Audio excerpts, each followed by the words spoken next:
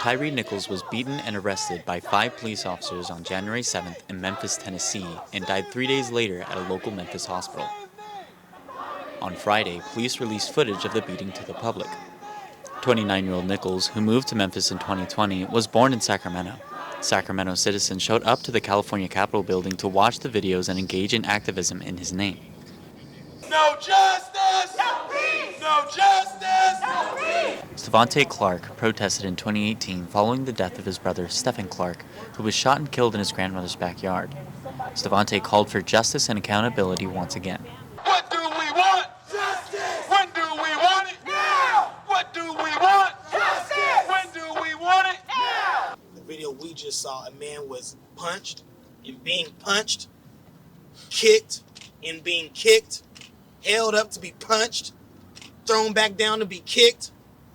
A baton is taken out, beaten with the baton on the video when he's being punched and kicked. Then a pepper spray comes out and they pepper spray him directly about 2 centimeters away from his face. In the same video, you got tasers. He's being tased as well. He was tased, pepper sprayed, beat with a baton, punched, and kicked. In about 5 minutes I just seen. All that happened.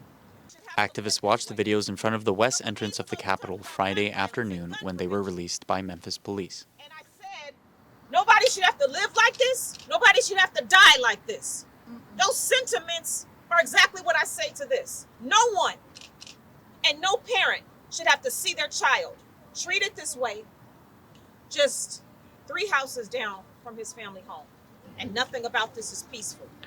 Nothing about what happened to Breonna Taylor was peaceful. Nothing what happened with George Floyd was peaceful. There's nothing about this that's peaceful. So I don't want you to keep asking us to come in peace. I want you to understand what we feel to have to watch something like this over and over. This is our life. This is our lived experience.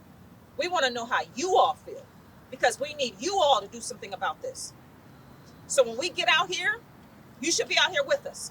When we go inside this building to change legislative and laws, you should be coming in here with us. We have to see this stuff over and over and over. This is the perpetual cycle of abuse, of an abusive system that we talk about all the time. This is it. And our black men that have been accosted by the police, that have to live their life in fear every day of their life, every time they get in a vehicle, every time they step outside of their house, every time they go anywhere, they have to be afraid of this. This is what they're scared of.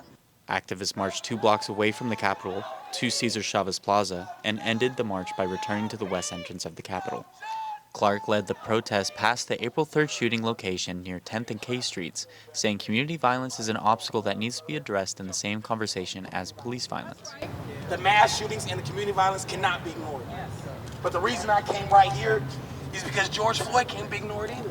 That's right. The movement can't be ignored either. That's right.